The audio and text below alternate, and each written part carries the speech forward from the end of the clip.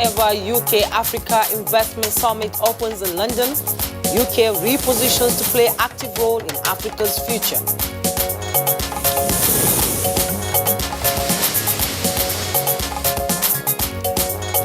Supreme Court affirms election of 4 state governors, and victorious governors welcome judgment as upholding the people's mandate.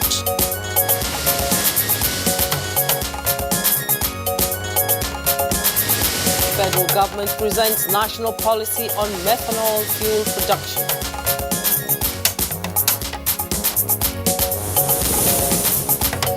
And on Good Morning Nigeria today, our focus is on persistent pipeline explosions in Lagos.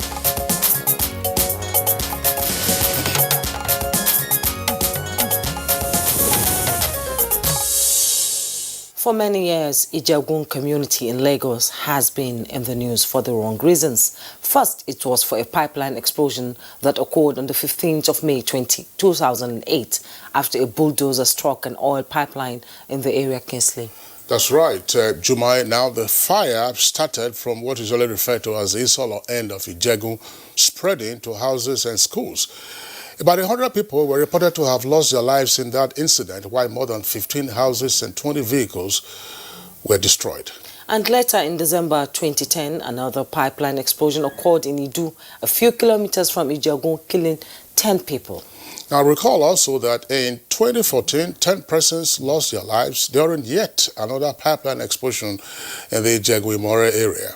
There were reports that an NNPC pipeline ruptured, spewing refined products into the creeks, killing thousands of fish, poisoning boreholes, and forcing almost 1,000 households to resort to patronizing water vendors.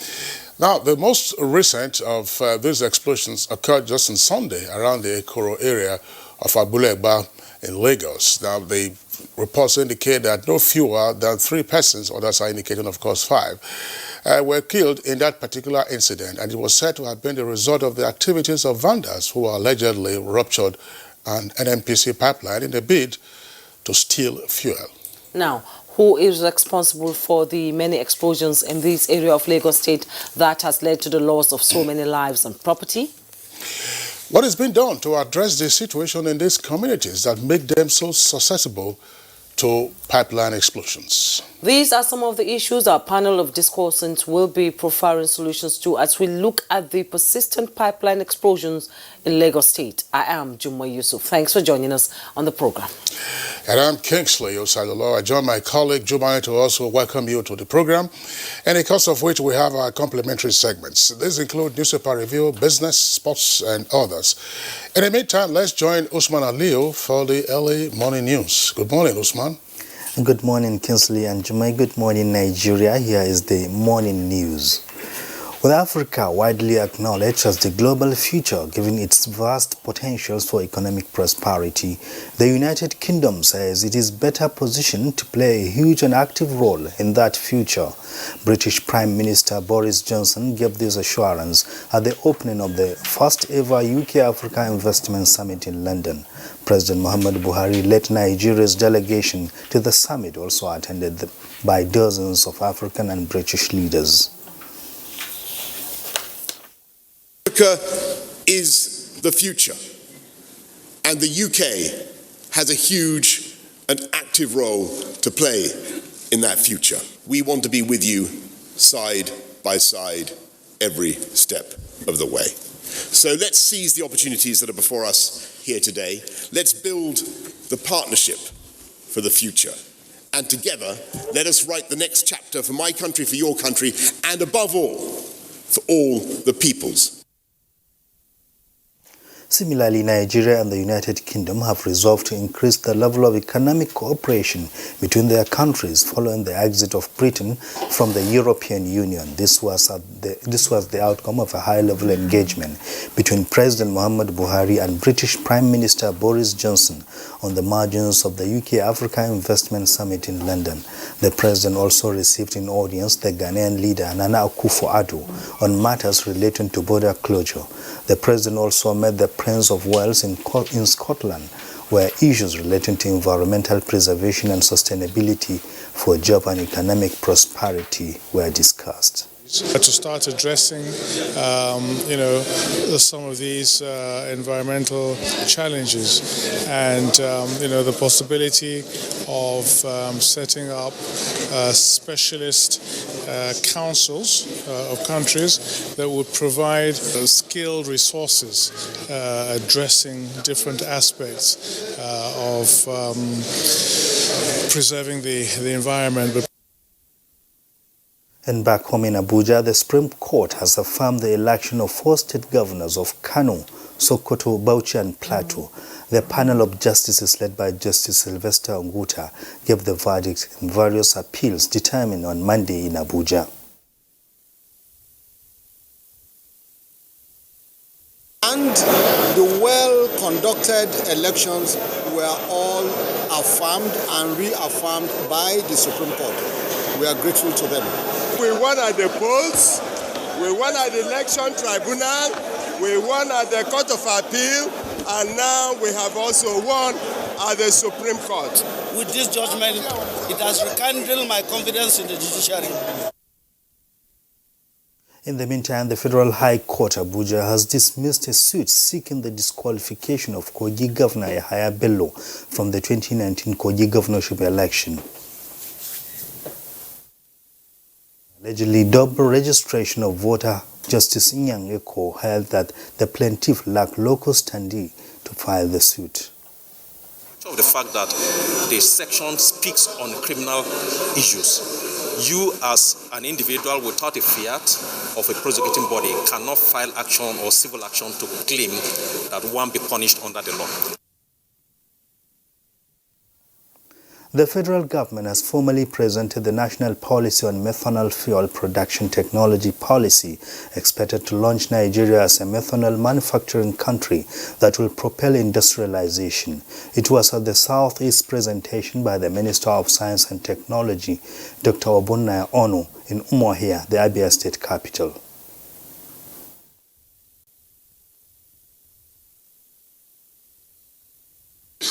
For too long, our nation allowed our economy to rely almost entirely on commodities. Initially, we relied on agricultural products, then later, petroleum products, that is, crude oil and natural gas.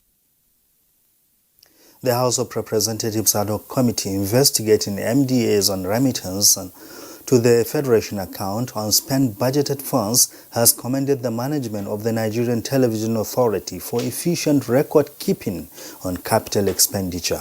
This followed the submission of the authority's records of capital expenditure from 2009 to 2019. The actual amount released was 61, right, which was spent, right, leaving a balance of 581.05 naira. Yes, sir. Is that 500 and something naira with you or with the Accountant General? Accountant General. Thank you. To get sincere and committed to the cause of moving Nigeria forward in line with Mr. President's vision. The federal government is collaborating with Spain in the fight against trafficking of women and girls in Nigeria. The Minister of Humanitarian Affairs, Disaster Management and Social Development, Sadia Umar Farouk, while receiving the former Vice President of Spain, Maria Teresa Penandes de la Vega, says the 2015 National Migration Policy and Operations of the National Agency for the Prohibition of Trafficking in Persons, NAPTIP, the goal is to ensure the prevention, protection, prosecution of culprits and strengthen established partnerships to end this practice. In advocacy campaigns against trafficking in our mainstream media, I'm sure you are aware of that. Also, NAPTIP provides shelters to these victims when they are returned home, areas of social support and empowerment to these returned victims. So these are also areas that we might partner with you, or maybe you have started something in NAPTIP. And that's the news highlights for now. Kinsley and Jumai will be with you in just a moment. Stay with us. 20 years of travel and counting. 20 years of promoting tourism in Africa and diaspora. Over 3 million kilometers traveled. Over 30 African countries visited. Explored the diaspora in 4 continents. Connected over 100,000 happy tourists to Africa. Reached over 50 million homes. Igniting smiles across Africa and beyond. As Gogi Africa turns 20, we thank you and invite you to join us in the quest for 20 must-visit destinations in partnership with the largest TV network in Africa, the NTA, Ministry of Information and Culture, Ministry of Transportation, Lagos State Government, Canon, Delta Airlines, Royal Caribbean, Tour Brokers International. You too can still be a partner. Call the numbers on your screen or info@gogeafrica.tv. Goge Africa, celebrating 2 decades of heritage, travel and tourism. Not so fast. Look, I'm tired. I want to check out of this country for greener pastures. Just calm down for a moment. Please sit down. Do you have a job where you're going to? No, but someone is arranging, Listen, Alinko. Checking out of this country without proper planning means one thing. Unimaginable begin. You know, I've been in the diaspora, but legitimately doing great things at home and abroad. As I've been saying, without the proper footing abroad, the risk is not worth it. Listen, Alinko, it's better to be home than be trapped abroad or even end up in prison.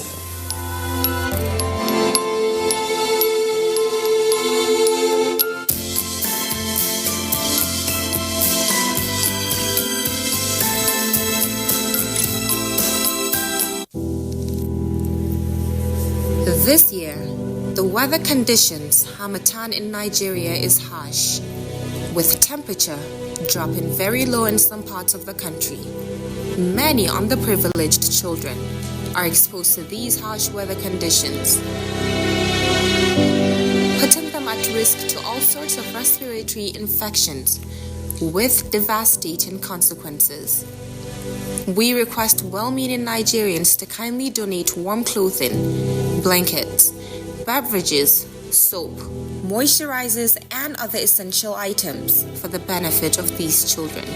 Get involved to support displaced and underprivileged children exposed to these harsh weather conditions. Powered by Aisha Buhari Foundation.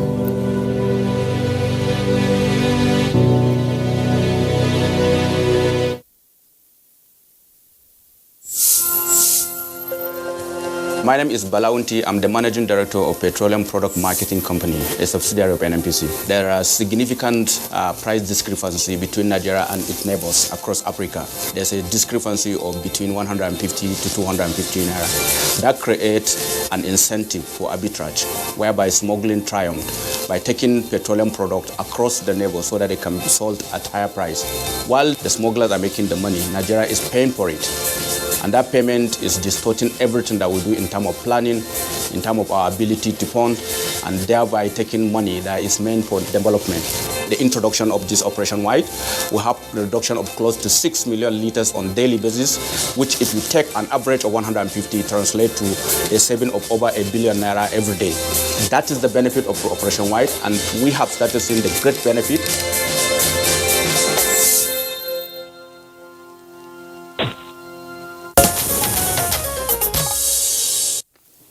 Thanks for rejoining us. Up next is business news. The IMF, in its latest quarterly update to the World Economic Outlook report, says global growth is sluggish but tentatively stabilizing after 2 years of slowing, and projects growth to recover modestly from 2.9% in 2019 to 3.3% in 2020 and 3.4% in 2021. The signing of Phase 1 trade deal between the US and China and the fading uncertainty surrounding Brexit are given as positive steps. In another development, the World Bank, under Nigeria's Open Government Partnership, insists that governments at all levels will ensure that citizens participate actively in the budget process for better understanding of how it affects their lives.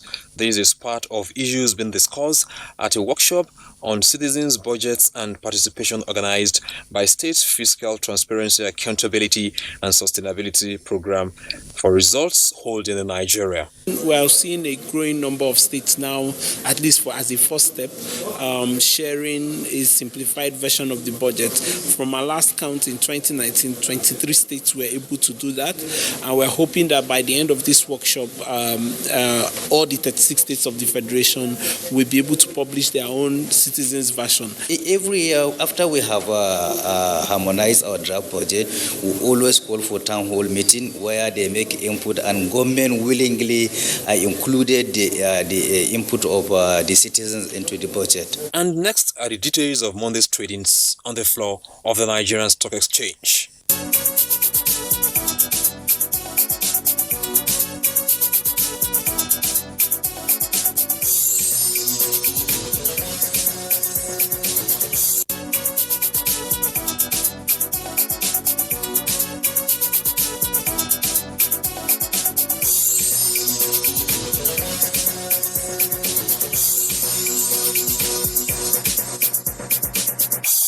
With business news, I'm Kunle Adeyeye.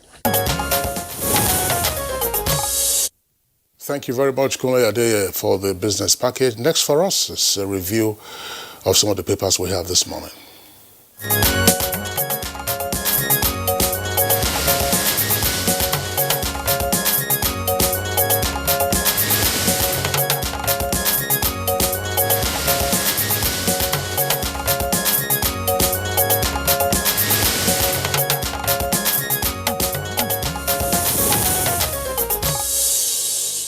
Teobi, our newspaper reviewer, is in the studio. Good morning, Bayo. Thank you, Juma. It's good to see you. Thank you.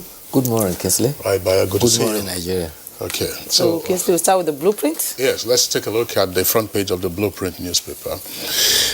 The lead stories, of course, and the two papers that we have so far focus on the judgments of the Supreme Court yesterday with regard to the governorship elections concerning some of the states. So the Blueprint captures it this way. Despite PDP's insinuations, Supreme Court affirms Bala and Tambuwa's victories with a number of riders there. Ganduje and Lalong scaled through, and day of bad blood over. That's according to the Kano governor. Jos Agog for Lalong, a Bauchi governor promises inclusive governance. We are shocked by Sokoto verdict. That's according to APC. And Buhari congratulates governors. Details can be found on page 6 as well as on page 22. And then above that is a headline, Imo PDP vows to fight Buhari's agenda. That's page 9. And also further above that, but below the nameplate, Kaduna Highway, police nab 60 suspected kidnappers and robbers. Recover arms smuggling bike, 31 weapons, 469 ammunition, and 355 cartridges. An earpiece beside the nameplate, IMF projects 2.5% growth for Nigeria's economy in 2020. Implement pension enhancement for retirees. PENCOM directs PFAs, that's pension fund administrators. And then right at the foot of the front page, immediately below the photograph, local governments and local government development areas dissolution. Federal government directs Makinde to return sacked chairman. That's on page 22. We close borders due to influx of arms and drugs. President Buhari is speaking there on page 5. 3 killed in farmers' herders clash in Kogi, page 5. PDP nationwide protest, senseless and disrespectful. That's attributed to the APC with details on page 21. Double registration, court strikes out Akpoti suit against Bello. Details on page 13. And the Daily Sun newspaper this morning, just beside the masthead, Buhari meets UK Prime Minister, seeks extradition of fugitives to answer corruption charges. With Rider, says things are getting better in war against insurgency. And just like Kinsley said, the bold headlines in all the papers, as Supreme Court decides Gerber polls tension in Adamawa Benue over Fintri Autumn's fate. With a Rider, Apex Court affirms Tambuwa, Ganduje, Muhammad's election. That story is on page 6. On the picture story there, Buhari with President Muhammadu Buhari right, with President Paul Kagame of Rwanda. Second right, British Prime Minister Boris Johnson. Middle, President El Sisi Abdel Fattah of Egypt. Second left, President Macky Sall of Senegal left, and others during a family photo ahead of the program of opening plenary at the UK Africa Summit yesterday. Akpabio surrenders on senatorial rerun. That story is on page 41 with rider Count Me Out. He says, "You are candidate, INEC insist."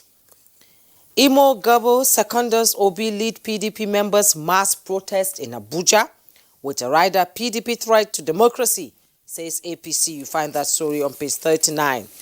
And EFCC arraigns ex-AGF Adoke today with a rider files 1.7 billion money laundering charge to prosecute him on Malabo Halliburton case 2. That story is on page 6. Death toll in Lagos pipeline fire hits 5. With rider carry fingers NMPC officials, security agencies. And at the bottom plate of the Daily Sun newspaper, 3 killed, others injured as container falls on tricycle in Anambra State. You find that story on page 4. Bayo. Thank you, Jume. Well, the anxieties that is reported there is prevailing in Adamawa and Benue because they are still waiting the judgment. But however, the earlier anxieties in 4 states turned to jubilation yesterday. Jubilation on the streets of Sokoto, Jos, and also Bauchi, as well as Kano. The People's Democratic Party in Sokoto thronged the streets to jubilate over the declaration of Governor Aminu Waziri Tambuwal as the governor. This was because the case filed against him had been thrown out as lacking in merit. This was the pronouncement by Justice Abba Aji, who led the majority judgment. In the case of Kano, Kano too, the same thing happened. The case was thrown out for lacking in merit. For the case of the Governor Lalong in Plateau State, it was also judged to be a lack of merit. Justice Adamu Galtine led the unanimous decision that said that General Jeremiah Husseini's appeal lacked merit. Justice Mohammed Detijo led the panel of 7 justices to say that the appeal filed by former Governor Muhammad Abubakar also lacked merit, therefore confirming Bala Mohammed as having been duly elected. There were morning sessions and afternoon sessions, and it's been a strenuous term for the justices of this Supreme Court. Meanwhile, the People's Democratic Party, led by the party chairman, Prince Uche Secondus, also urged the Supreme Court to reverse itself, stressing that the figures upon which it predicated its verdict on the Imo State election do not add up. The All Progressive Congress also, in a statement by its publicity secretary, has also criticized the chairman of the People's Democratic Party that his statements have been very indecorous and contemptuous of the court. Meanwhile, anxiety still prevailed. There is 2 to go, Benue and Adawa, yes, and all eyes are on the Supreme Court for that version. But that paper there was saying, alluding to the earlier pronouncement by the chairman of the People's Democratic Party, calling on the Chief Justice of Nigeria to rescue himself from the cases of the People's Democratic Party because allegedly they did not have confidence in him. But the outcome of the courts have proved otherwise. The fears that were expressed about Sokoto and Bauchi has actually not been confirmed. And it was absolute silence yesterday on the social media. Actually, we had to rest. When Imo State Governor was removed and replaced with Uzodinma, there was an uproar all over. This justice not denied, justice. But yesterday there was absolute silence. Well, you see, politicians are like that. When they win, the court is the last hope of the ordinary man. Yeah. When they lose, it's either the executive or security or INEC has subverted their interests. So it is not new, but it's better for us if we learn to accept the verdicts at the court.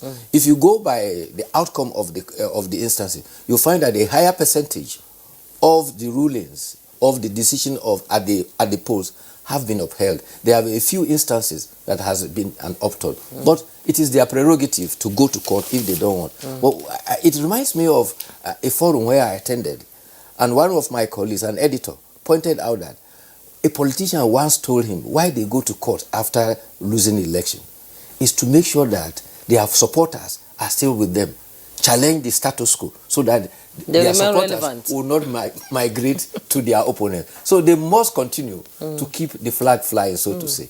But be that as it may, it's part of our own democratic process. Well, it's gradually, I mean, we are having the building blocks that would manifest almost inevitably in a shift in our electoral system. Because what you just said now with regard to ensuring that your supporters do not become migratory birds on the heels of the loss of an election. We've always talked about on this program, and indeed elsewhere, talked about the need for proportional representation. It is because the system we have now is winner take all, that is first past the post, that you have all of this. So there is no sense of belonging. I mean, I indicated, if you recall, Bayo, sometime in the past, that the first time I saw, the beauty of this was during Namibia's independence elections in 1989. They used proportional representation. That was a fight, to get power from the white minority apartheid regime that was controlling Southwest Africa, as it was then called. And there was SWAPO, which was the liberation movement, and then there was DTA. But they all got into the Constituent Assembly on account of the number of votes they got proportionally. And then you also saw that in South Africa. So it has a way of assuaging the fears of being shut out for the next 4 years, and then you are having all these gypsies who are moving from one party to the other. You don't know which party they belong to. So today you hear people shouting PDP, another day is APC, another day YPP, and so on and so forth. So we'll see how it goes going forward. The other story for being in limbo for 4 years. Absolutely. But the other story, of course, Juma read it. It's from the Daily Sun. Senator Godswill Akpabio says he's no longer interested in the rerun, of the election, part of the election for the senatorial. This annexes that you have nowhere to go, you will still run. He's still a candidate. Yes, you're still a candidate. Of course, this is according to INEC on the ground that the date for substitution had long elapsed, before he now indicated that he would not be part of it. So his name will be on the ballot, as it were, and the votes, whatever they are, will be attributed to him. If by some magic he triumphs, he wins. He will, of course. If by some magic, when he has disowned, if by some magic, the votes will be attributed to him. Anyway, it is often said that the votes are not for the individual; it's for the party. For the political party, yes. So the party is going to lose. He will do that. So, but of course, it looks like that's some chance by a mile. Well, the Attorney General of the Federation and Minister of Justice has advised the Governor of Oyo State, Governor Seyi Makinde, to reinstate the sacked local government administration. In a letter that he sent to the Attorney General of Oyo State, he predicated the decision on the decision of the Supreme Court that also relied on Section 7 of the Constitution, I think, that it is illegal for the way, and unconstitutional, the way the Oyo State government dispose of the local government administration. And it is not only a characteristic of Oyo State alone. Several state governments have a penchant of dissolving the local government councils. I think, Kingsley, you have had cause to allude to this on several occasions, that local government councils are elected, and a governor cannot, by whim or by caprice, remove them. Just remove them or dissolve them. And that has been upheld by the Supreme Court. So by that instructions, it's not only Oyo State, any state of the Federation where the local government council had been dissolved, attention must be drawn to the fact that such dissolution are ultra violates the law. Okay, Bayo, there's some points to emphasize here on this story with regard to what the Attorney General of the Federation has done. Yes, there is a Supreme Court decision now saying that local governments must be run by democratically elected councillors and chairmen. That's in accordance with Section 7 of the 1999 Constitution as amended. Now, the challenge always had been that state governors, on account of the immense powers that they exercise, could dissolve councils, appoint caretaker chairmen or caretaker committees for as long as they wished. And unfortunately, there were no persons who had standing in those areas to challenge what the governors had done, because they were also insiders. And part of what we were discussing a while ago, a number of them would fear that, okay, if I took the governor to court, perhaps then, the gravy train will pass me by, or I won't be allowed to board the gravy train. But in this case, there's already a Supreme Court decision, and I think it's important that the law be enforced. So if the Attorney General is drawing the attention of the Oyo State Governor to what the Supreme Court has decided, this, in my opinion, is not a case of interference of the federal government with the affairs of a local government. And as you rightly said, Bayo, every other state government that falls out of line with this, we'll see what happens. But of course, we just hope that, there will be understanding as quickly as possible so that it doesn't degenerate to what happened between President Obasanjo and Bola Tinubu with regard to the creation of the local government, development areas, which were not listed in the schedules of the Constitution. Bayo, take editorial now, or you have another story? Yes, I wanted to draw attention to what happened at the United Kingdom, the UK Africa Summit. Okay. The president used the occasion to tell the Ghanaian president that the closure of the Nigeria's land border is temporary, and the objective behind it is not only just the illegal importation of rice, but smuggling of arms and hard drugs that is having its toll on Nigerians' youth. The president, however, said he is concerned about the impact on Nigeria's neighbor. However, there will be a review at the situation when the committee set up to look into the issue submits its report. Okay. Okay, now the editorial this morning is taken from the New Telegraph newspaper at page 15. Crisis, distractions hinder football development. Well, again, the editorial is happening on what we all are familiar with. For instance, the Nigerian Football Federation, for several years, had been in court over who is the rightful president or who should occupy the position. And that has become a distraction. Similarly, several sports federations are having one tussle or the other. And the editorial is happening on the fact that Delta is one of the foremost states when it comes to sports development. But the recent development, again, within that context, if it is not checked, will bring sports development and the primary position of Delta down. You recall several years back, we used to have a sports development center as a fuse. Yes. And that became the venue for which sports men and women were trained, and Nigeria had a prominent position, particularly track and field on the African continent. But where are we today? We used to recall that long distance runners for marathon from the plateau area were very prominent, but everybody is gone under because the House of Sports, the Ministry of Youth and Sports, is actually required to get its acts together. And internal wranglings are strongly responsible for some of this distraction of the potentials that we have among our athletes. Okay, Bayo, thank you. I mean, that's issue with regard to the squabbles in the House of Football would actually lead one to ask this question. 2020 is the year for another Olympics. Where are we? Yeah. That's $1 million question. Poser for Nigeria football. Where are we? Because in a couple of months hence, that's those who will win medals, have been preparing long ago. Immediately the Olympics ended, they started. Right. But here, I mean, we're all concerned about election, politics. And that is in fact a challenge to the Honorable Minister of Youth and Sports, Sunday Dare. The time to lay our bed for Olympics is now, if it has not started 4 years ago. My take is we should privatize sports in this country. That's my take, actually. That's my opinion. Well, thank you so much, Bayo, for coming on Good Morning Nigeria. We'll take a break right now. When we return, we'll begin our conversation. Nigeria is our country, and it's the only country we have.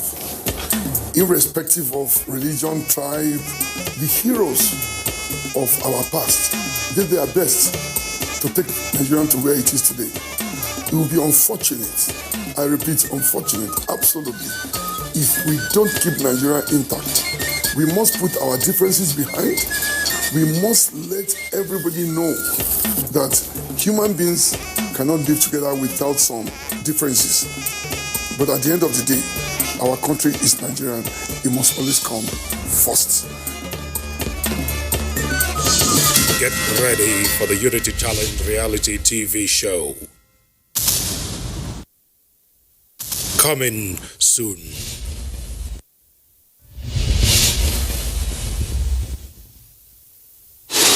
In today's world, it's tough being a woman. But thanks to So Clean, Nigeria's #1 detergent with stain magnet technology, doing washing is a whole lot faster and smarter too.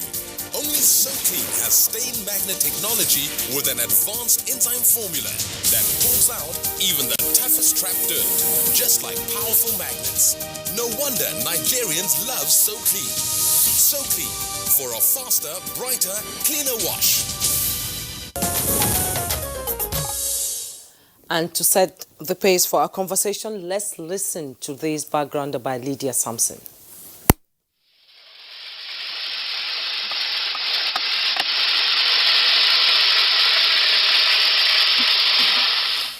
That was the scene of a pipeline vandalized by some miscreants.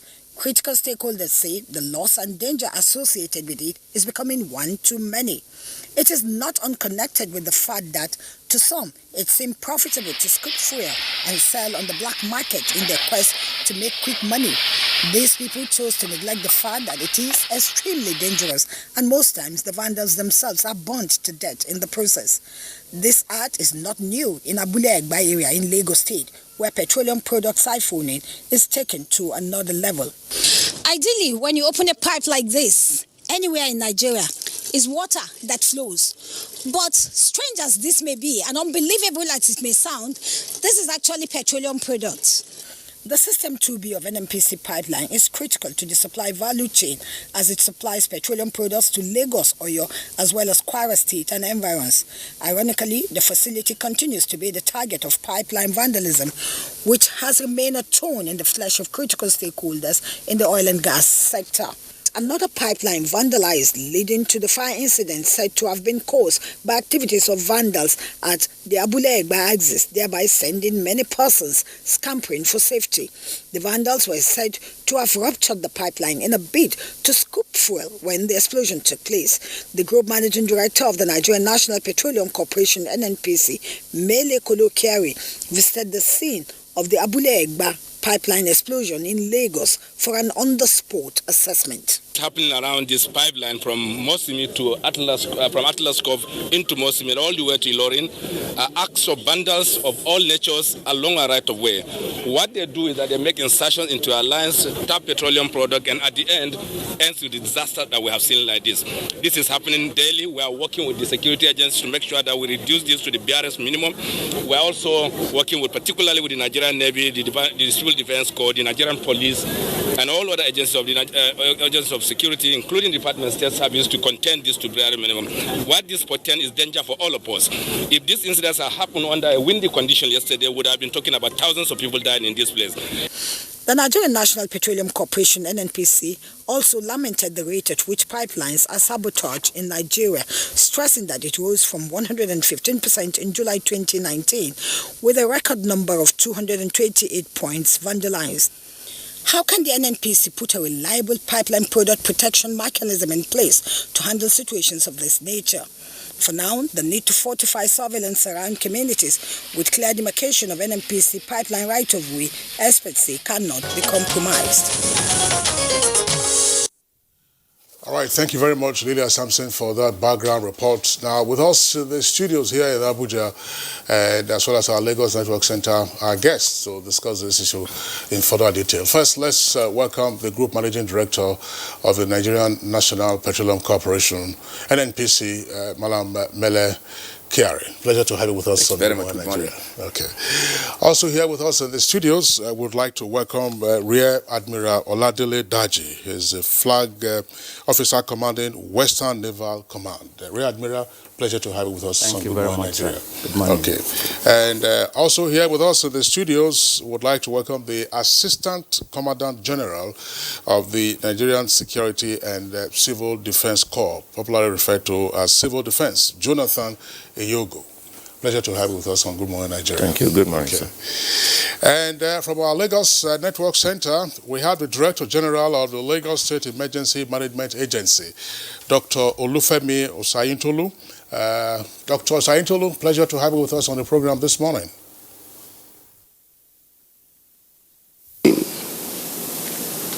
Good morning. All right. So let's begin the conversation straight away. In the background report, you heard the Group Managing Director being reported there by our correspondent, and now he's here with us in the studios. GMD NNPC, tell us, I mean, we're having this recurrent incidents of pipeline explosions in and around Lagos, and the areas where the explosions occur would appear to be fairly localized. But why is this so? Thank you very much. Good morning, Nigeria. It's really not a recent phenomenon. Pipeline attacks on our pipelines first started as acts of vandal for sabotage. Then it gradually transited into a business. And what they do is because the pipeline right of way are very clear, they are clearly marked and they are very visible. So people know that there is a product pipeline running through these communities and along that path. So what they have now turned it into is some form of mini extraction points all along from Atlas Corp all the way to Mosimi. This is what we call System 2B. But it happens to all our pipelines across the country. And indeed, that is why many of our pipelines are today shut down, because we can no longer operate them, because they will no longer allow us to operate it. And in communities like what we saw in Lagos just recently, 3 days ago, is an indication that these activities take place in the midst of communities. Everybody around that facility, around that community is aware that this is happening, because these actions cannot be done in isolation, cannot be done unnoticed, and you can also not tap this petroleum product unnoticed by everybody. So what it means is that there's compromise of everybody, the community, the security agencies, the community leaders, our own staff, whenever they know about it, and everybody involved. So it's a tragic situation, but we are doing much about it. So are you saying there's a conspiracy of silence when it comes to alerting the relevant authorities when these acts are being done? Absolutely. There is a huge conspiracy of silence by everybody. Those who have responsibility to protect this pipeline keep quiet and keep silent. Those who watch this happen. And indeed, I was shocked when we went to the site of the last incidents that very proximate to that point, there's a big church, there's a big mosque. It means that worshippers of those locations or the leadership of these two worshiping houses are aware that this is happening. And it's quite strategic that we can watch this, that nobody bothers to report, and looking at all the dangers that is associated with it, not just about losing petroleum product, not even about causing a challenge to national energy security, but above all, lives are lost. And indeed, what they are doing could have translated to loss of thousands of lives in that location. And everybody watches it as if it's a normal thing that is going on. All right, GMD, thanks. Let's bring in the Civil Defense Assistant Commandant General. I mean, one of your mandates is protection of critical national infrastructure, of which pipelines, are top priority. What is happening now? Thank you very much. Good morning, Nigerians. Actually, it is our mandate, one of our core mandates, to protect critical national assets and infrastructure, just like you have said, particularly the oil pipelines. This job, we have been doing it with passion. We have our men carrying out surveillance activities on the pipeline right of way. As a matter of fact, it was our officers who were on surveillance that first of all noticed some smell of the petroleum product around the vicinity. And some few minutes later, we put a call to NNPC to alert them.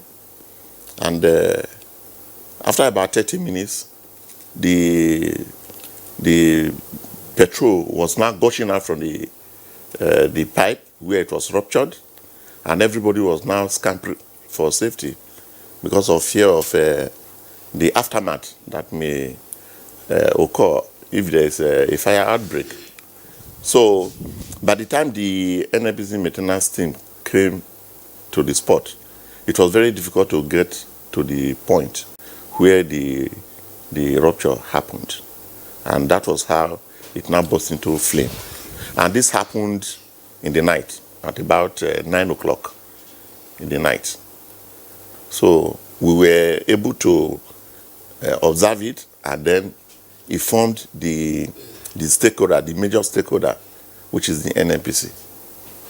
Thank you. Okay, Kingsley, said earlier that it has been a recurring decimal in that area. To me, I should think that the security apparatus there should be on standby and alert. You understand? So what is happening? Why is that place not being put, on alert for people to know that it's a dangerous place to be in when things like that happen? And see the people that are perpetuating this act itself, if there's enough security there.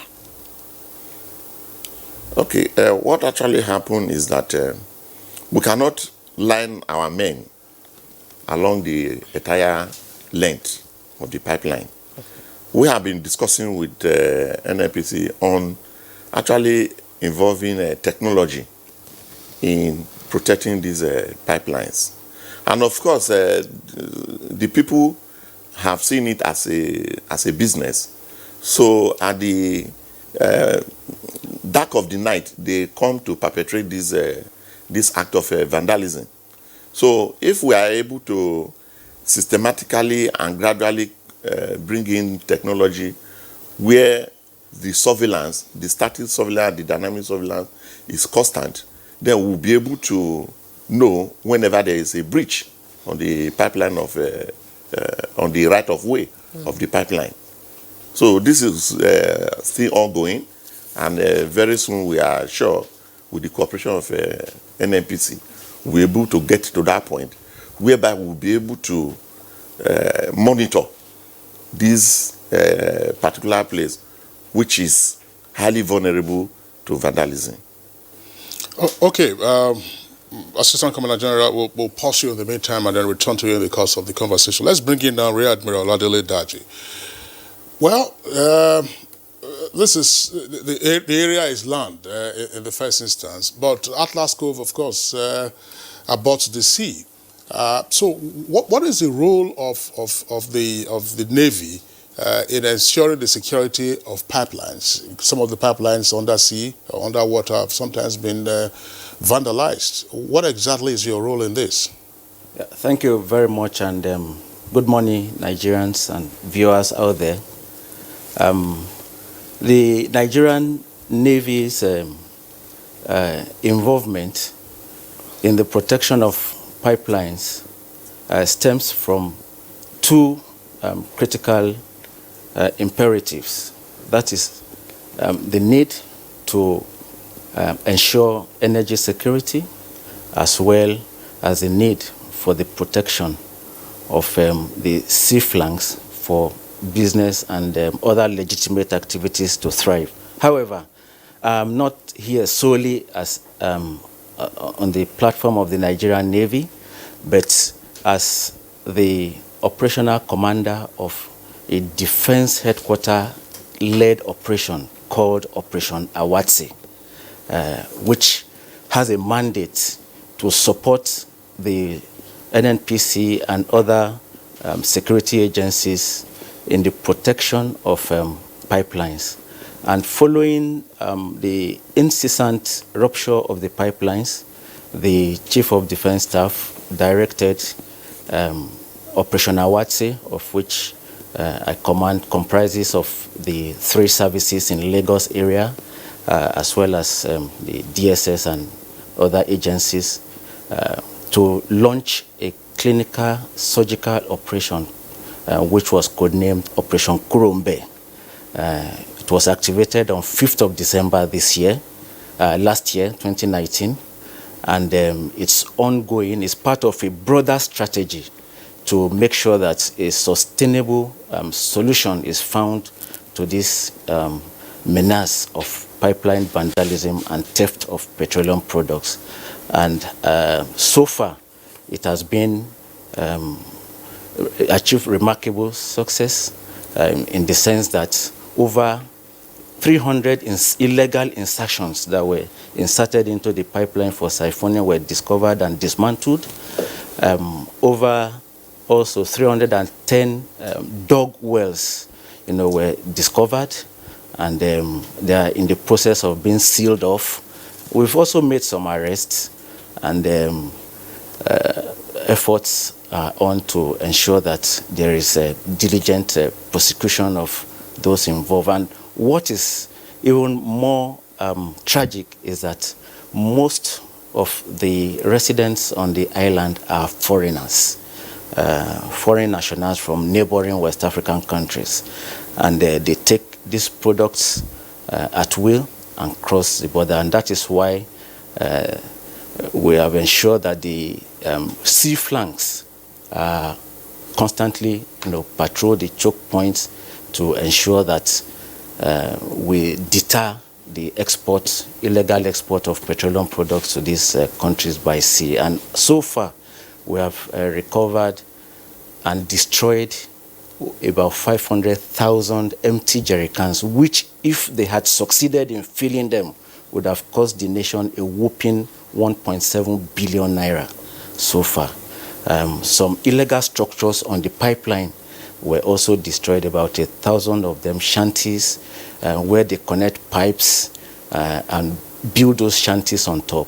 And it might interest you to know there is a place there in Akaraba that serves as their spiritual headquarters, where they have shrines, they swear to oath, and we saw graves of people who dared to challenge them.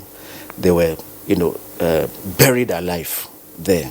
That shows the desperation, with which these vandals go. But on our part, we will continue to be focused on the mandate. We will not be distracted by those who think otherwise, and ensure that our country and indeed that part of the pipeline is fully secured.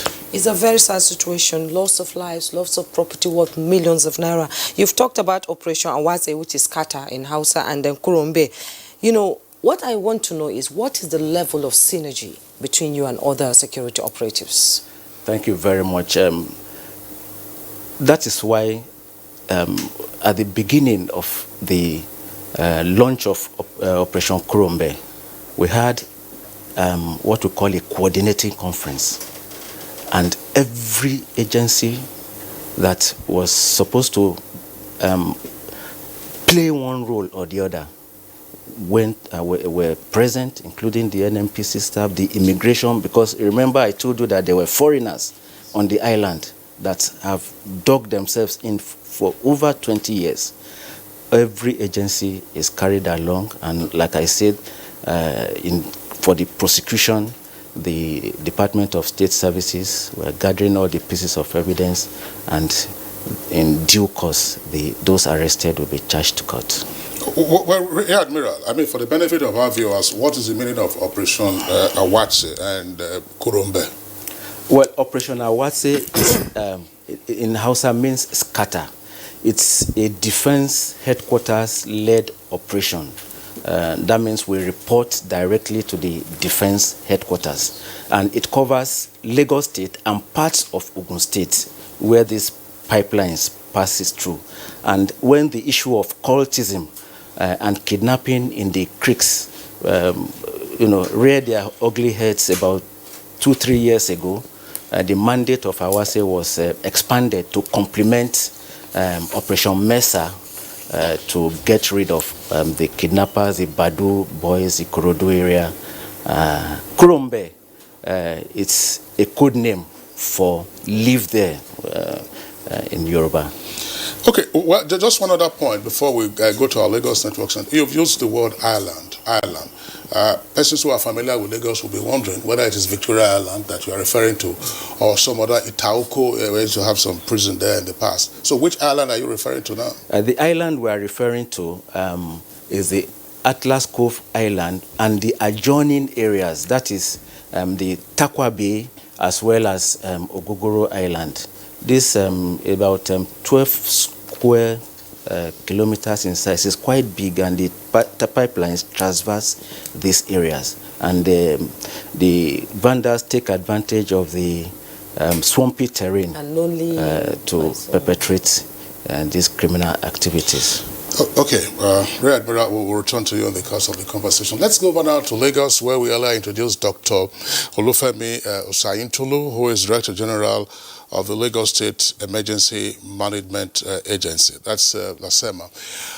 Doctor, I mean, the temptation would be to ask you to give us a lowdown of the casualties, how you responded, but I want to skip that question. But you may choose to speak to that. I just wanted to ask, each time you have these pipeline explosions, LASEMA is one of the first and most prominent responders. I mean, you keep ensuring that those, of course, who are injured are evacuated and that the danger doesn't spread. Time and time again, these incidents happen. Do you have any interagency forum where you discuss to say, look, these environments that are so vulnerable, these are the vulnerability factors, and how do we mitigate those factors to ensure that our men, LASEMA men, don't keep wailing their sirens to go pick up dead bodies or to go rescue those who are gravely injured? We do, under the watch of Mr. Governor, Mr. Babajide Olushola Sanwo-Olu, we do have a sort of interagency conference or the meetings. And we do carry out a lot of sensitization and advocacy around this area. We've built a sort of early warning response team in each of our 57 local governments. We have strengthened our local emergency management committee, and you can see that we keep on improving on the way we respond to emergency, especially the pipeline vandalization. And you can see that the way people are responding to pipeline vandalization or pipeline fire disaster has different. If you look at the way they responded to it in 2006 compared to what happened at Abule Egba in 2020, you can see the marked difference in it. These are the reasons that the mortality, morbidity associated with all these things has greatly reduced, especially under the watch of Mr. Governor. Well, still with you, Dr. Sayintolu, thank you very much. I mean, the governor, that's why it's executive governor in the first instance. When I was talking about interagency cooperation and how to mitigate such disasters, part of what occurred to me has to do with land use. Now, there are reports, and there is evidence, by the way, of encroachment on the right-of-way of these pipelines. Some of those areas are fully built up, even on the pipelines where they siphon this fuel. So, do you have the land use committee in Lagos as part of your interagency interaction to be sure that those structures, which obviously are illegal, get cleared off? We do, and it's being championed by the commissioner of the physical planning in collaboration or in conjunction with the building controlling agency. We've already in the community, we've carried out a sort of sensitization and advocacy. We've tried to put the map of all these pipelines in conjunction with the Ministry of Petroleum and Mineral Resources in Lagos State. And however, we've informed the people that are encroaching the right way of the pipeline to leave the place, and we are enforcing it. We are enforcing it. We are working with the federal government agencies too. You talked about sensitization campaign, educating the populace on the dangers of vandalizing these pipelines. If it happens, like what happened on Saturday, what is your reaction? What happens to the victims that have been evacuated or those still, injured and in the hospital? What happens to them as an emergency response team? Firstly, we have informed the people of Lagos State that whenever there's any form of emergency, they should call us on our emergency number. The emergency number of Lagos State is 767-112. And when it occurred, we will move swiftly, promptly, effectively, and efficiently with all other key stakeholders where their roles and responsibilities are well defined. The victims of these disasters, one, those ones that we treated instantly, for example, at Abule Egba, the last incident, we treated 20 people and we discharged them. Those people that sustained serious injury, we always evacuated them to our health facilities where they will receive free medical treatment. Also, the victims now, which the people that were displaced in Lagos State, we have a relief camp where we can accommodate them, where we can't improve their psychological being, because really they will be depressed. There is a lot of issues associated with it. And right now, we are going to work with all other key stakeholders to ensure that we cushion the effect of this disaster on our people. The governor has directed that we look at it holistically. We are working with the NMPC, we are working with the local government, we are working with all the key stakeholders to ensure the well-being of these victims.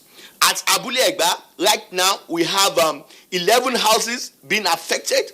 We have 17 shops affected. We have 33 articulated vehicles affected. We have 3 cars affected, and we have moto mawa keke. 3 are affected, and 150 people are displaced, including children. We sympathize with the families that lost their beloved ones. We have 5 mortalities, 3 males, 1 female, and 1 young girl of about 5-year-old. So we are looking at these with all the key stakeholders to ameliorate the effects of this disaster on the people in that area. Okay, thank you very much, DG Lasema. We'll return to you, as we say, in the course of the conversation. Let's come back now to our Abuja studios and back to the Group Managing Director of NNPC. Listening to Rear Admiral Daji and the numbers that he read out, some over 300 puncture points along your pipelines, and the immediate impression that creates is a presumption that perhaps NNPC itself doesn't care so much about its own pipelines. At the time you are having 300 rupture points, what is happening? I mean, what is the PPMC doing with regard to its own pipelines? Thank you very much. I think that's the point Rear Admiral Daji made, is that we're collaborating extensively with the security agencies to make sure that we bring this very unhealthy situation into control. As you may be aware, this pipeline traverses through swamps, creeks, and areas that you can just not access. As a matter of fact, even to security agencies, the vandals have become so sophisticated that they fight back to prevent not just NNPC from accessing the pipeline, but even officers of the security agencies, until this most recent high-profile intervention by the Chief of Defense Staff and his team, and we are very grateful for that. We are aware that there are insertions into our pipeline. We remove them on a daily basis. As you remove, they fix another one, and on a continuous basis. And everything that is happening in that locality along that right-of-way on the pipeline, they are not hidden. They are not unknown to us. We are not refusing to take any action, but we do replace them. We do plug back the insertions, and so on routine basis.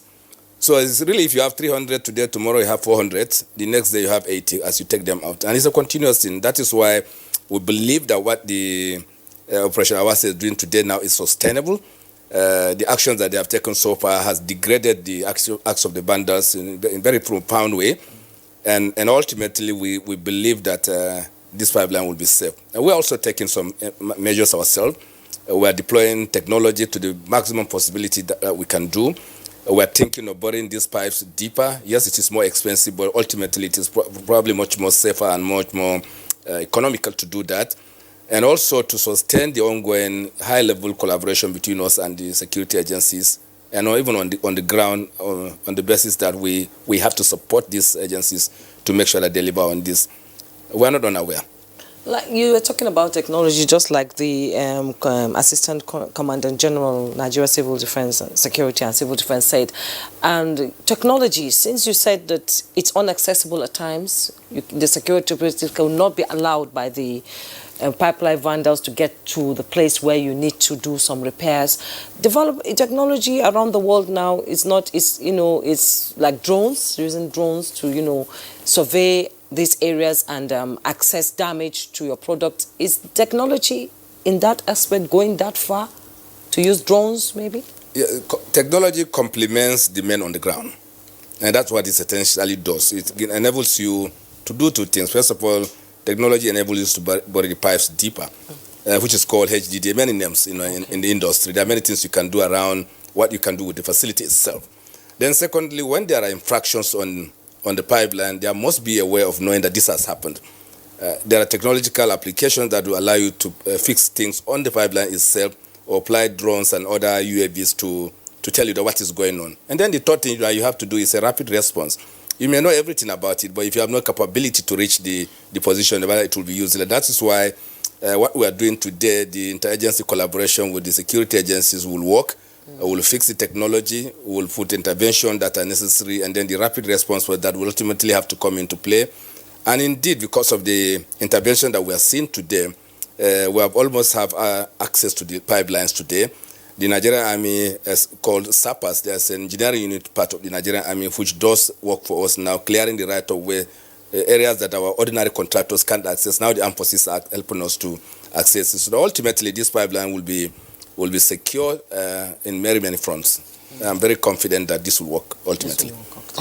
Okay, but thanks a lot, GMD. Of course, a couple of months ago, that was sometime in November, NTA had its own policy dialogue with regard to stemming oil theft in Nigeria, sabotage and oil theft, and some of these issues with respect to application of technology, which also came up at that policy dialogue. There's an aspect of it, of course, I would like you to speak to subsequently. But let's come back to Rear Admiral Adaji. Now, still dealing with the surface issues. As part of the incidents of pipeline vandalism in and around the Lagos area, for many years, Arepo, which is actually in Ogun State, was notorious for acts of pipeline vandalism. And at some point, the Air Force had to be called in. And I think they used Alpha jets in strafing those locations. And for a while now, where there have been no reports from Arepo. So what lessons can be translated from the success, assuming that success is enduring, in dealing with the vandals in the Arepo area to other locations where we are continuing to have these unending incidents of a pipeline rupture? Thank you very much for that.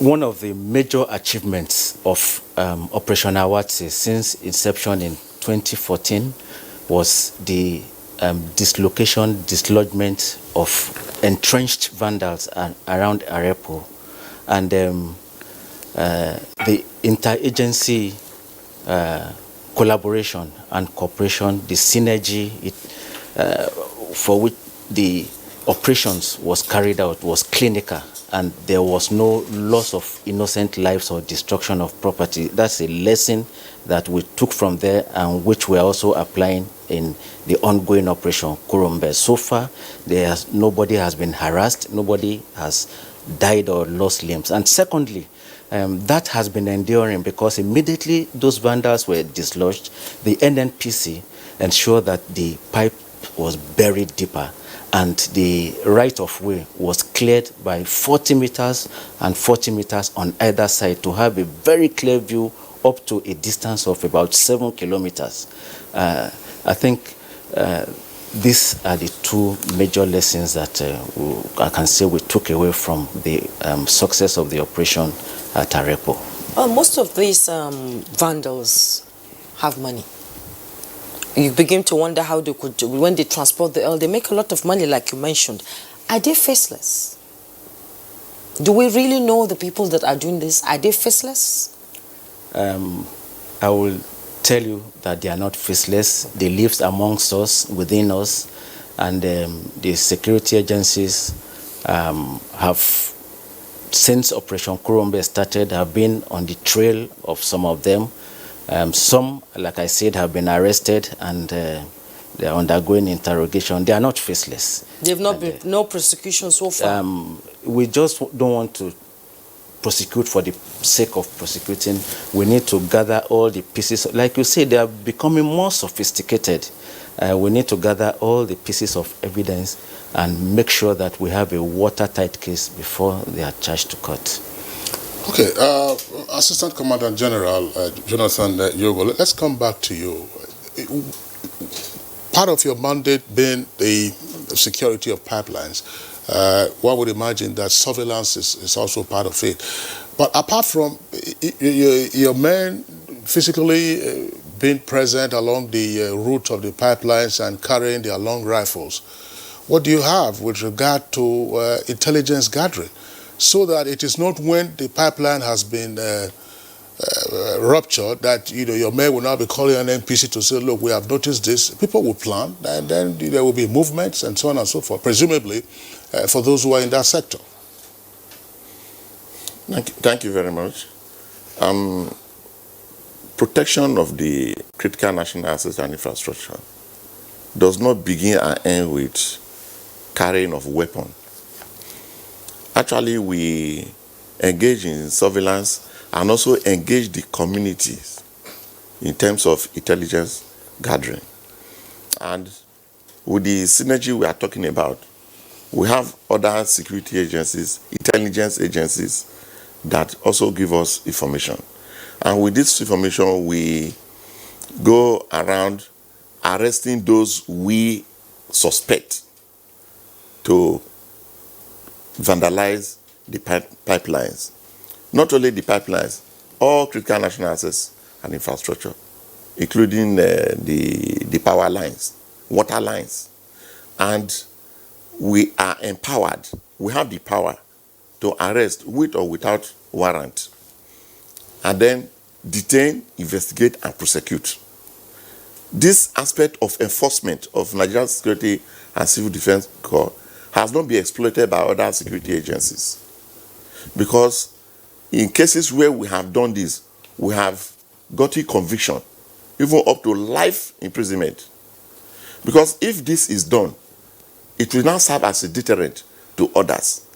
Because with the prosecution that we engage, it will now keep the criminals and the vandals away for a very long time.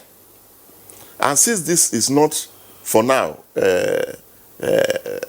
being done in synergy with other security agencies, then the vandals will continue to be empowered to go to the pipelines. So we need the cooperation of other security agencies to give us these criminals so that we can prosecute.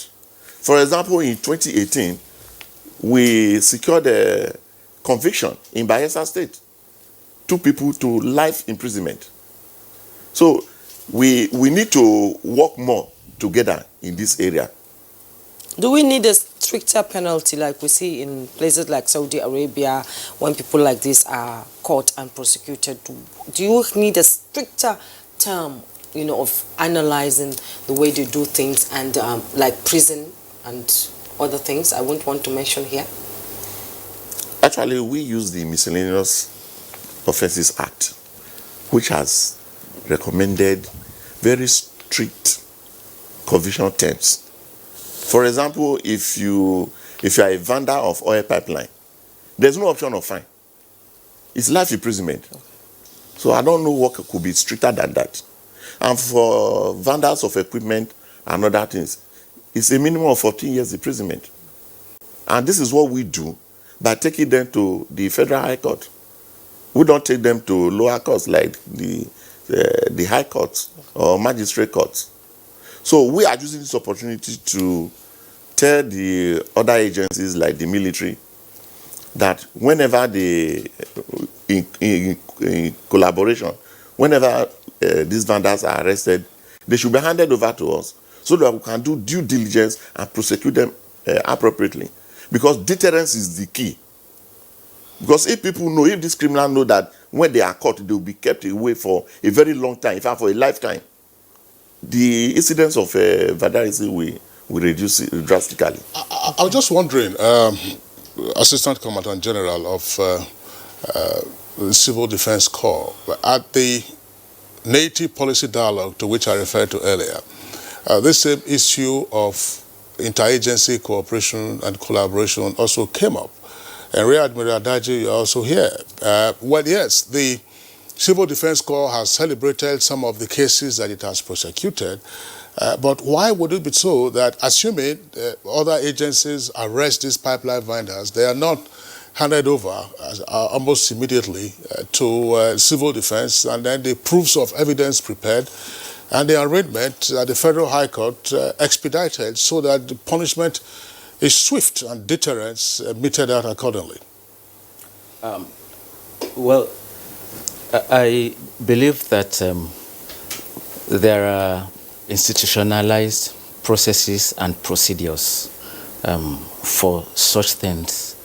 For instance, the Nigerian Navy, in collaboration with other stakeholders, agreed and came up with a document called the Harmonized Standard Operating Procedures for Arrest, Detention and Prosecution of Persons. And the powers and the duties of every agency is quite explicitly spelled out in that document. We've operated it now for about 3.5 years. Yes, it's still being fine-tuned as we go along the way, but I believe that if other agencies have not been doing that, I know that the Nigerian Navy has been very consistent in handing over appropriately, and they are documented in the media. Also, Operation Awatse, which is a joint operations led by DHQ, have been handing over suspects to prosecuting agencies. Okay, thank you very much. I'm now coming back to the GMD, NNPC, Mele Kyari.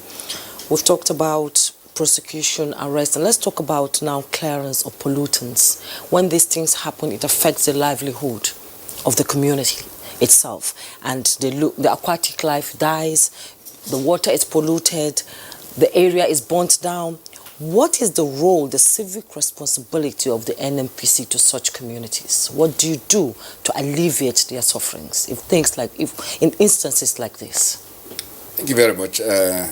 When incidents of spill happens, it can happen in two ways. One can be operational situation where the pipeline, because of age and excessive pressure, it can rupture without the acts of vandals. This happens both on our product lines and on our crude oil lines across our assets. Then the second component of it is when it is an act of vandals. That becomes far more difficult to manage. So whenever any of these incidents happen, the first thing we do is to restore the line so that you can limit the spill, what we call containment, so that you stop further flow of the oil, whether it is crude or petroleum product, into the environment. Yeah. Then the next step we do is we move in to decontaminate the place. It's a routine practice. We do our utmost to make sure that we do clearance as soon as the incidence is, the physical incidence is overcome. So it is really routine. It's our duty, it's our responsibility that without prompting, this is the first thing we do. But sometimes when they are of massive scale, and when it is arose from acts of vandals, and that becomes much more difficult to manage, we still go ahead to clean the environment. GMD, I earlier talked about the native policy dialogue. You had your managing directors who were present, or chief operating officers of some of your divisions who were present on that occasion. One issue that came up, and it's a common day issue now, has to do with the market for these products. I mean, Rear Admiral was here talking about so many thousands of jerry cans that were confiscated and eventually disposed of. Of course, some of those ones would have been going outside, but within the Nigerian environment, there is clear evidence that these markets are fairly open. I know that you might argue that, okay, that would be the responsibility of DPR, and you are not DPR, who is the czar of the industry. But again, coming back to interagency cooperation, what is it that is being done to disrupt the markets for illegal refined petroleum products? Yes, it's beyond illegally refined petroleum products. There is stealing of both crude oil, finished petroleum product, and then people who steal the crude oil and process them in very artisan manner, and of course they create other problems.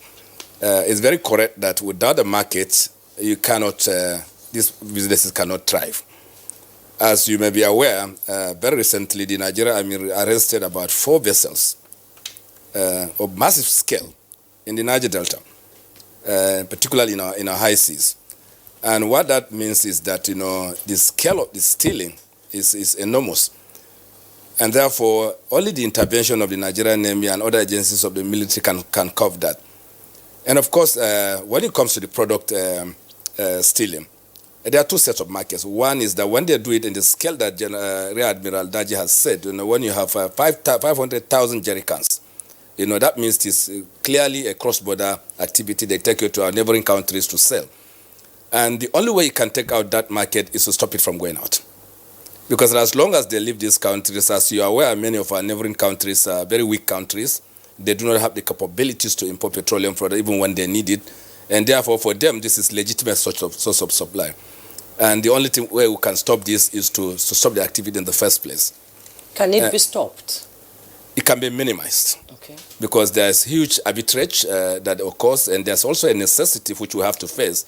Because some of these countries around us are landlocked. They have no means of securing this petroleum product. And their governments, particularly on some occasions, they don't even have the capability to import.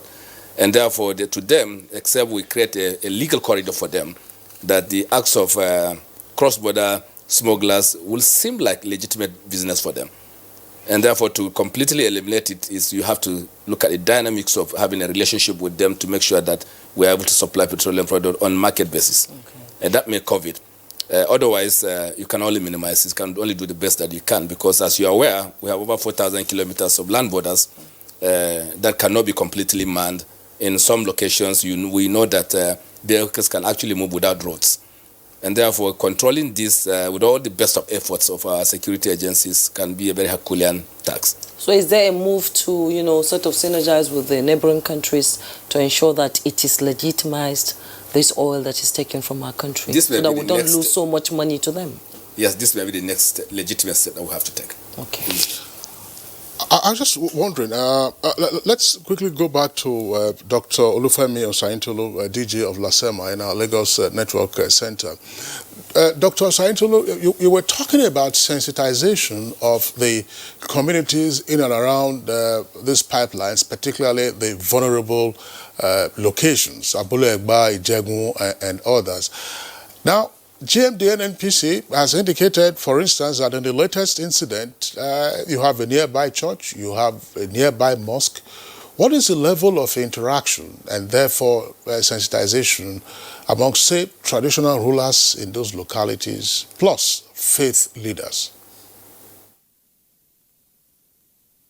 Well, in our committee, the local emergency management committee, we have members of these religions as a member of the local emergency management committee. We have the Muslim leader, we have the pastor in that committee. Not only that, in our early warning unit across the 57 local governments. We have all these religion leaders in there. And one thing that we need to note that in Lagos State, we normally have what we call peace committee in all the local government that normally comes up around between Tuesday and Wednesday. And the unique thing about Lagos State is that we have emergency number which could be used as early warning number 2, which is 112 or 767. When you call us, when you notice anything in that your environment, it is not only for response alone, we can use it for a preventive procedure. You can call us on our 112 or 767 and it goes straight to our command control center where we have all the key stakeholders that are important to manage, to prevent any form of emergency in Lagos State. Where we have the civil defense, we have the police, we have the fire, we have the ambulance services, we have the LASEMA. All of us are together in that command control. But the beauty thing that we need to note at this Abule Egba incident, that the office of the civil defense is not far from that point where the incident occurred. So we need to note that and we need to review that holistically. Okay, well, thank you very much. We'll get back to you on that and other issues, but right now we need to take a break. Tweets have been coming in. Nigerians want to contribute to this conversation. We'll be right back. Don't go away. I'm Deputy Comptroller of Customs, Joe Sepata, the spokesman for the Joint Security Exercise. Over a period of time, either through indifference or deliberate non-compliance to the ECOWAS protocol on transit of goods by our neighbors, the Nigerian Customs Service have been raising this issue. MOUs were signed severally. They were broken as soon as they were signed. We've seized over 32,050 kg bags of rice, and that is a huge impact.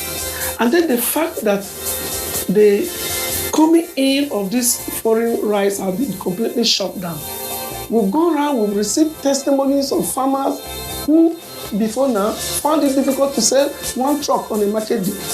These people say it now that those who could not sell one can now sell up to 20 trucks.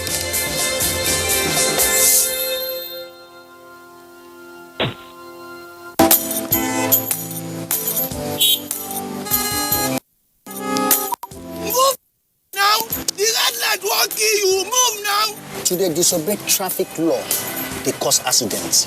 Me, I don't talk, say I no go dey do am again because change begins with me. Cross the other side of the road. I will no longer endanger my life crossing the express. Instead, I will use the bridge because change begins with me.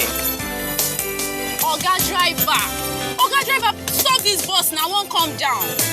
I be one carry me pass where they go. Make I dey stop anyhow for road, they cause traffic wahala and accidents. So I go dey stop for the right bus stop because change begins with me. Change begins with me. This message is brought to you by the National Orientation Agency in conjunction with the Federal Ministry of Information and Culture. Welcome and thanks for joining us. Before we continue our conversation now, let's take the tweets that just came in. We have lots of them. And we'll begin with Law Alpha C. He says, pipeline explosion in Lagos State have become a reoccurring decimal, laying credence to the fact that a cartel involving even the security officials and some mischievous people are into it. There is no justification for pipeline vandalism across the Federation, which gives rise to explosion in view of attendant human losses and sabotage of government properties. Jack Solomon, aside the immediate destruction of life and property as adverse effects of pipeline explosions, the runoff and sedimentation of the pollutant in freshwater systems severely would degrade water quality, affect fish and other aquatic habitats, thus lowering food web productivity. It continues, yes. Yeah, well, that's a bit long, so I just discard the... And first is Akimboewa tweets, most times it's greed and ignorance that leads to pipeline explosion. Government must protect the pipelines and educate the people living around the pipelines. In fact, residents should be kept far away from the pipelines. Obiago Ifeanyi, government should adopt citizen ownership of infrastructure. Citizens aged 55 years and above should be made to sign bonds to report vandals in their areas, or else they will be held liable and prosecuted if any vandalism occurs. How do you enforce that?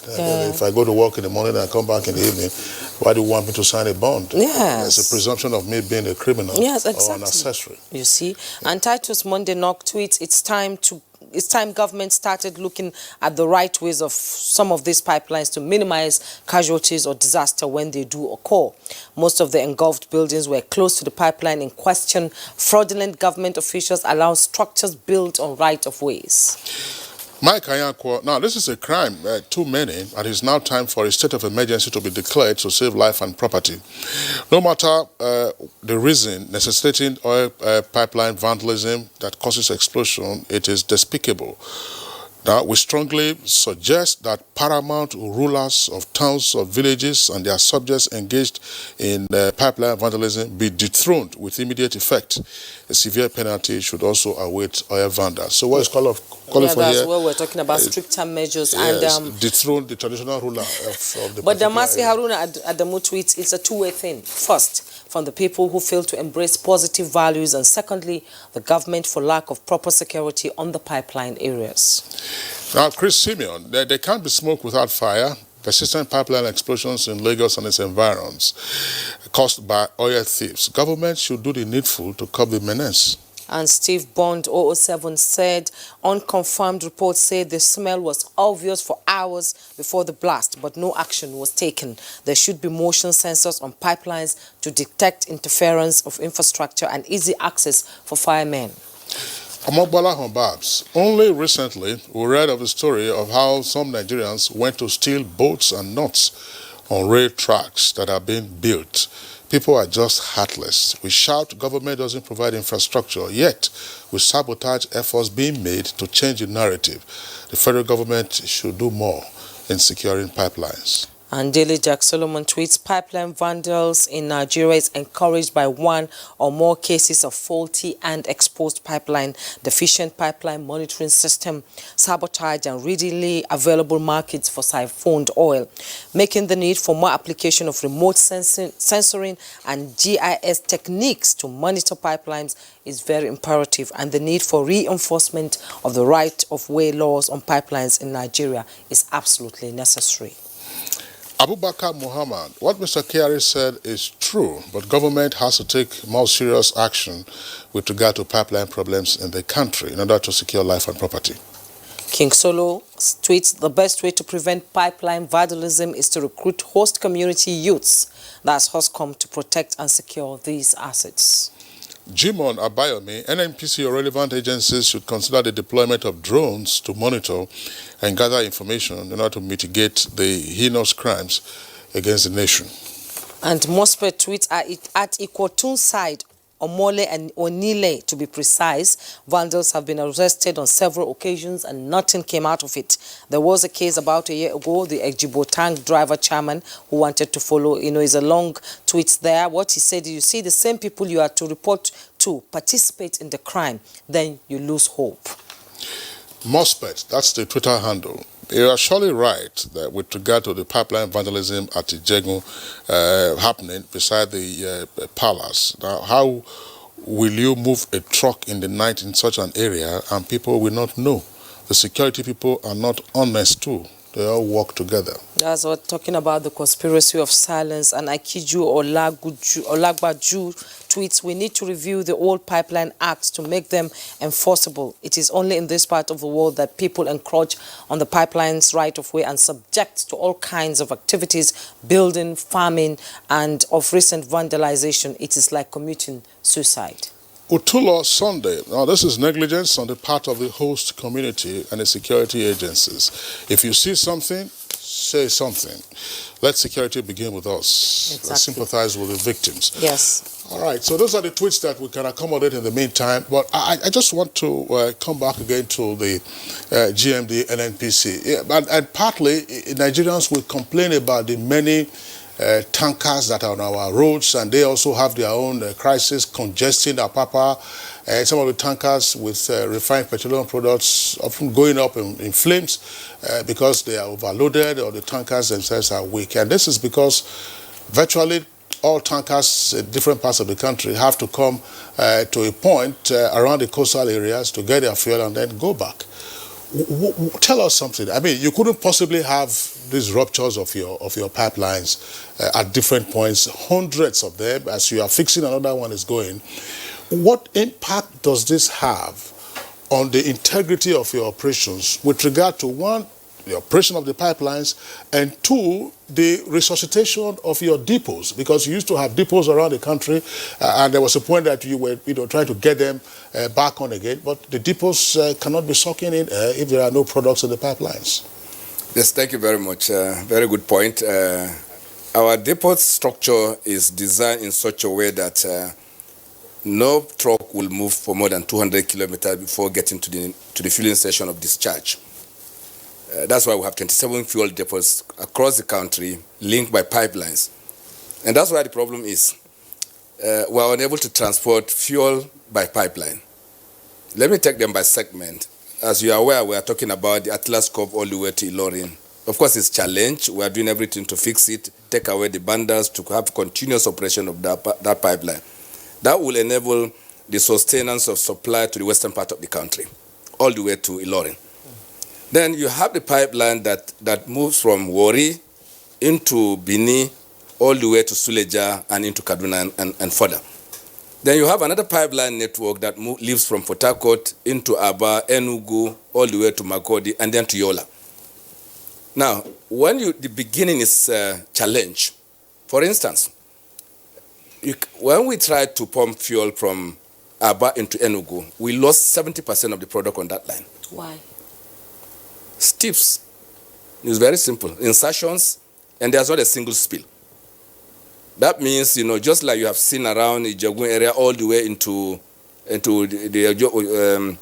the last point of incident that we have, it means that these insertions are done so professionally into homes, into fuel stations, that you can see these losses taking place without anybody reporting it, without seeing any spill.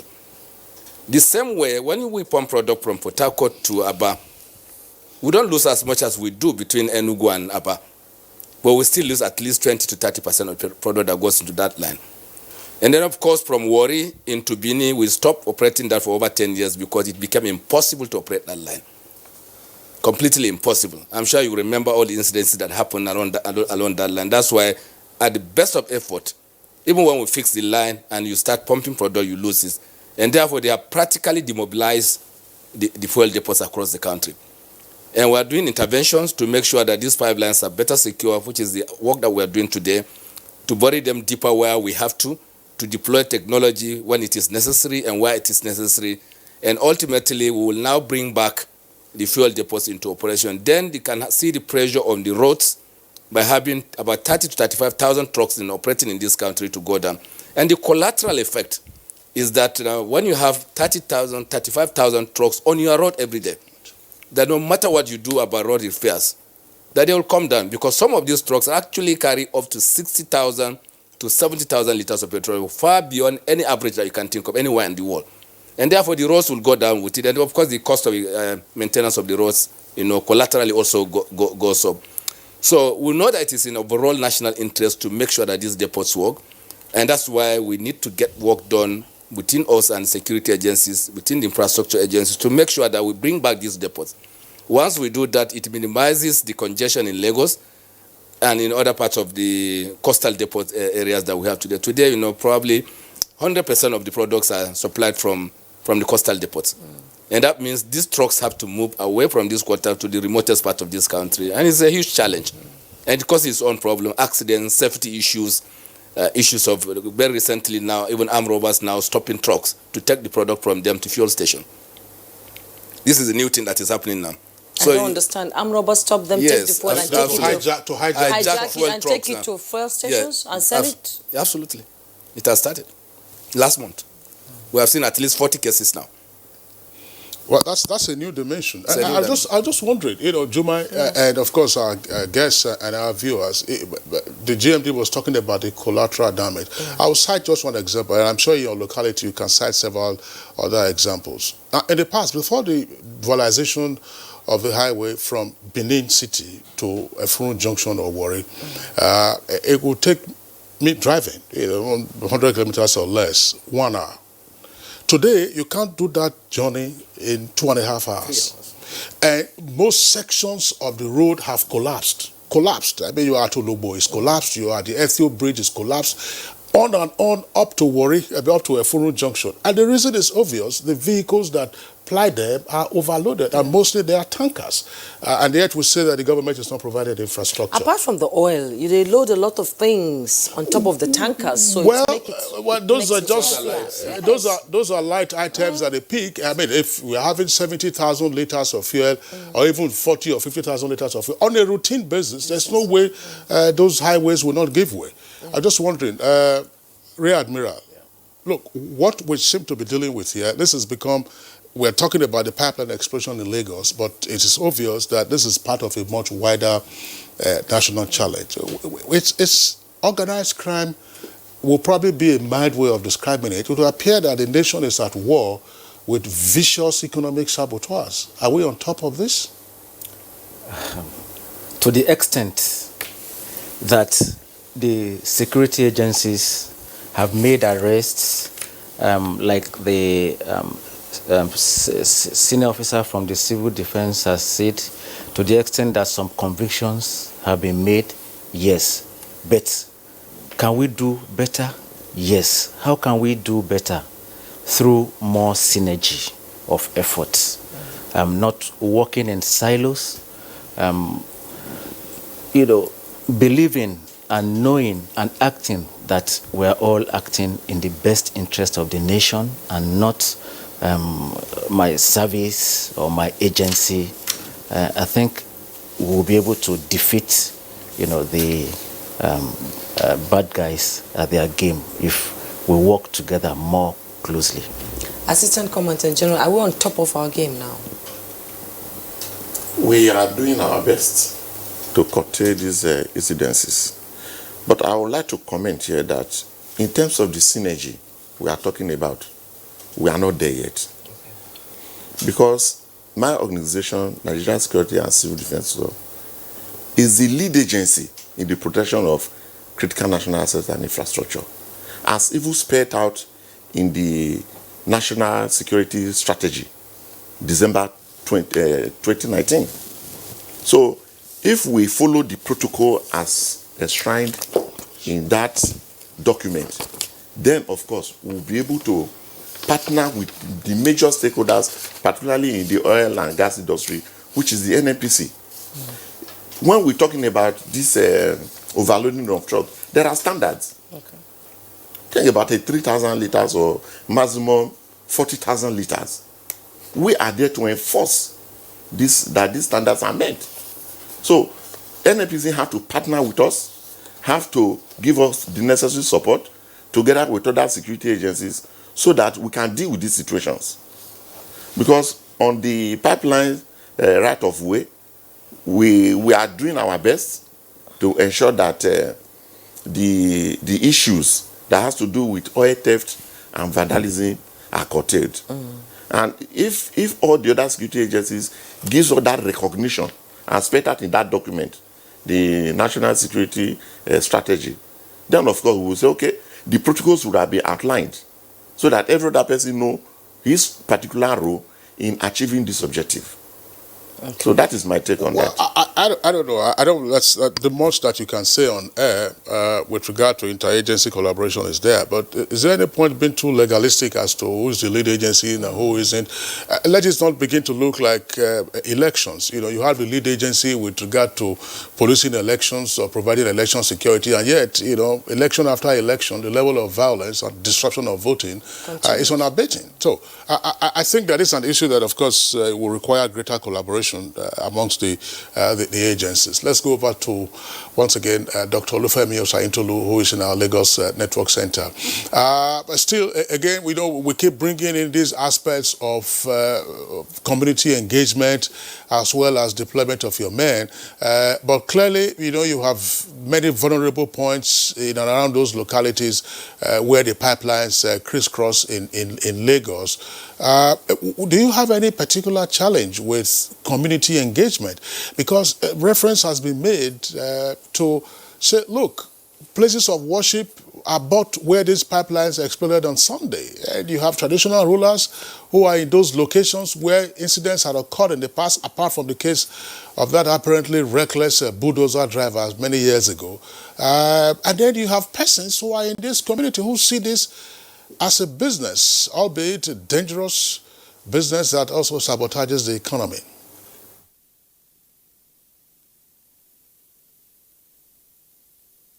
That kind of challenges under the watch of Mr. Governor, Mr. Babajide Olushola Sanwo-Olu. We've moved to the grassroots, and we are building the resilience from the grassroots. With as I said earlier, we have our local emergency, we have the early warning unit. We normally have meetings every week, but I keep on emphasizing that at that Abule Egba, the office of the civil defense is not far from that place. It is few meters from that place. However, it is pertinent to note that all hands are on deck in Lagos State under the watch of Mr. Governor.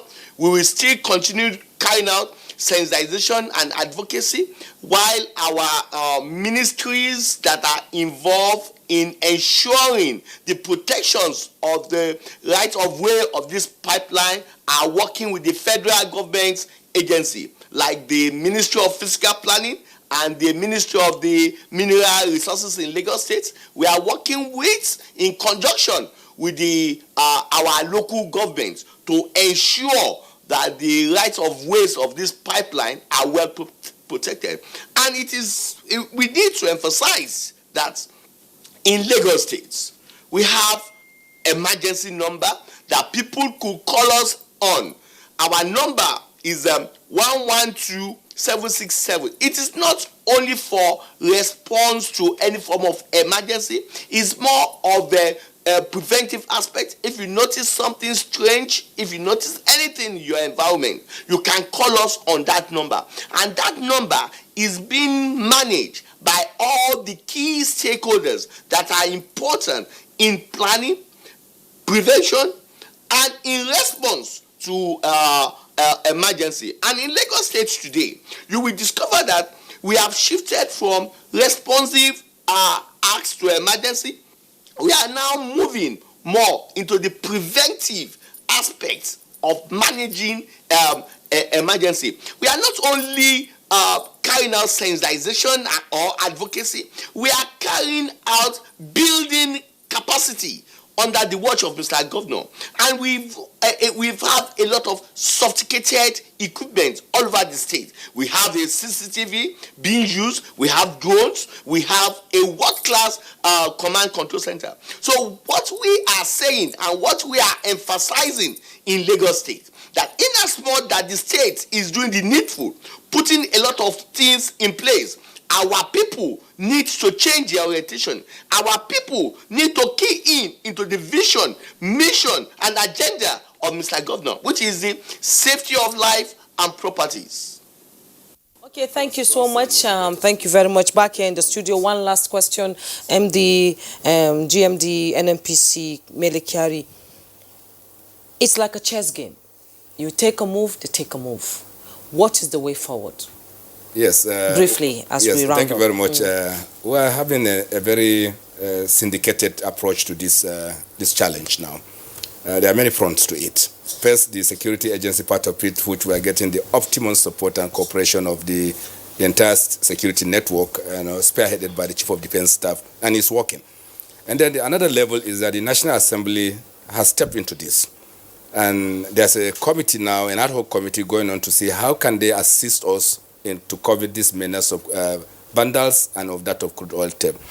And then the other level is the Honorable Minister of State for Petroleum Resources, Chief Timothy Silva, has also taken another initiative to engage stakeholders, to bring everybody on the table to make sure that we're able to arrest this. And above all, Mr. President himself has personally taken this as a matter of national urgency, as an intervention that must take place so that we can, first of all, guarantee energy security, so that resources don't end up in the hands of the wrong people, and ultimately that we can contain some of the collateral damages that we see. And in that light, there are a number of interventions that are going. I will not speak about it on this platform, but I know that in the shortest frame of time, this thing will crystallize, and I believe that will come to a minimum situation. Okay, thank you so much. Thank you so much for your input. Group Managing Director of the Nigerian National Petroleum Corporation, Mele Kolo Kyari. It's been a pleasure having you on the program. Assistant Commandant General, Nigerian Security and Civil Defense Corps, Jonathan Iyogo, an engineer by training. It's been a pleasure having you on the program. And Rear Admiral Oladele Bamidele Daji, Flag Officer Commanding Western Naval Command, thank you so much for coming. Thank you. And in our Lagos Network Center, Dr. Olufemi Osayi Tolu, it's been a pleasure having you on the program. Thank you so much. On the program. Thank you.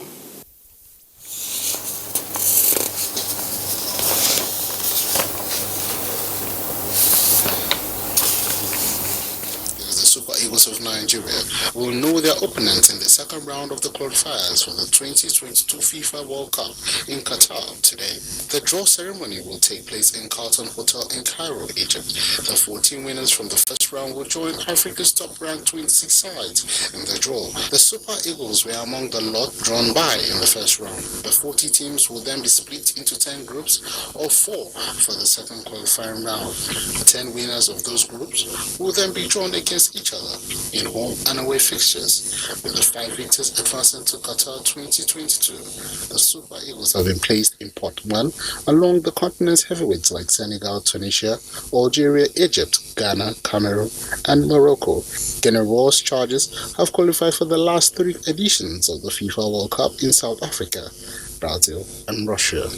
And in tennis, 6-time Australian Open champion Roger Federer reached his second round at Melbourne Park with comfortable straight sets win over Steve Johnson.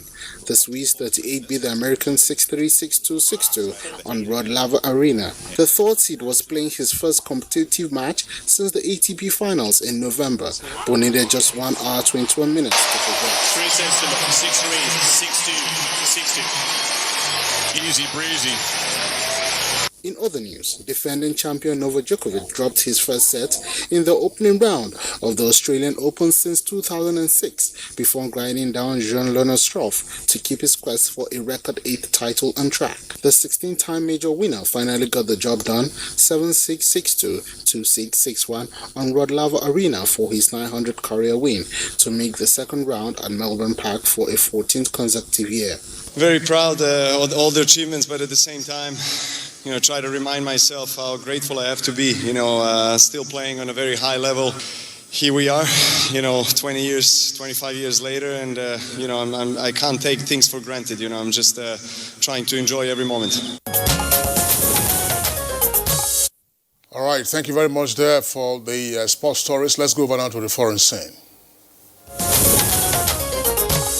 New virus cases in China spreads to Beijing and Shanghai as the number of people infected tripled over the weekend. Reports say there are now more than 200 cases, mostly in Wuhan, though the respiratory illness has also been detected in Beijing, Shanghai and Shenzhen. 3 people have died in China, while Japan, Thailand and South Korea have reported cases.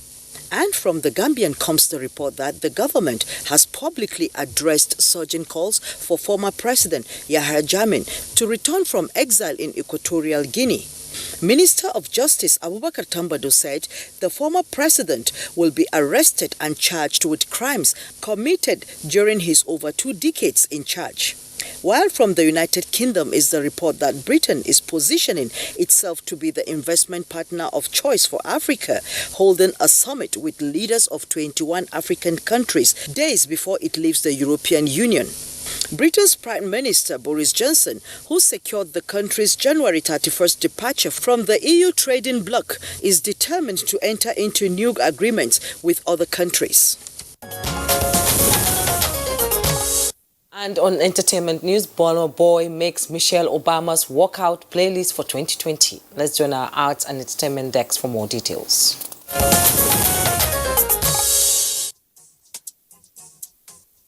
The former First Lady of the United States of America, Michelle Obama, took to her Instagram page to share her workout playlist to help her get through her workout sessions in 2020. And Nigeria's Afrofusion artist, Burna Boy, makes the list with his song, My Money, My Baby. The list comes right after the Obamas released their summer playlist for 2019, and Nigeria's Burna Boy and Rema also made that list. Burna Boy's My Money, My Baby was also the soundtrack to the Hollywood blockbuster movie Queen and Slim that was released in 2019. This is a win for Burna Boy as the Afrofusion sound is gradually taking over the world. Will you come today? Still on music, talented American singer and songwriter Jon Bellion took to his Twitter page to recognize Mavin Records act Johnny Joe. In his tweet, he called Johnny Joe the truth. In June of 2019, Johnny Joe met up with Jon Bellion at his concert in Nashville. Should we be expecting a song from this duo? Only time will tell.